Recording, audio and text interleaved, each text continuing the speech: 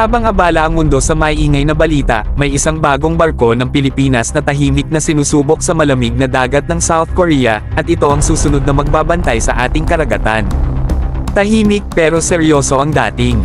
Ang ikalawang Raja Sulaiman-class offshore patrol vessel ng Philippine Navy, ang future BRP Raja Lacandula PS-21, ay namataan na nagsasagawa ng initial sea trial sa karagatan malapit sa Ulsan, South Korea.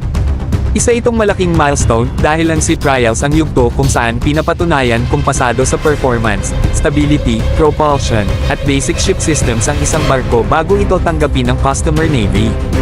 Mapapansin ng mga observant na sa partikular na sea trial na ito, ang weapons at sensors ng barko ay nakatikip ng orange star. Normal ito sa ganitong stage ng testing. Proteksyon ito laban sa elements at indikasyon na ang focus ng trial ay hull, engines, steering, at overall seaworthiness, hindi pa ang combat systems.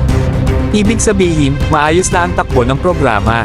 Kapag pumasa na sa initial trials, susunod na ang mas advanced testing, kabilang ang systems integration at acceptance trials. Dito na masusukat kung handa na ang barko para sa actual operations ng Philippine Navy. Ang BRP Raja Lacandula ay bahagi ng pagpapalakas ng offshore patrol capability ng PN. Hindi ito simpleng patrol boat lang, kundi isang platform na kayang magbantay ng mas malawak na area, magstay longer at sea, at magsagawa ng law enforcement, maritime security, at presence operations. Sa panahon ngayon, sobrang mahalaga ang consistent presence sa ating karagatan. Ayon sa inaasahan, tatapusin ng HD Hyundai Heavy Industries ang lahat ng kinakailangang tests at ihahatid ang barko sa Pilipinas sa unang quarter ng 2026.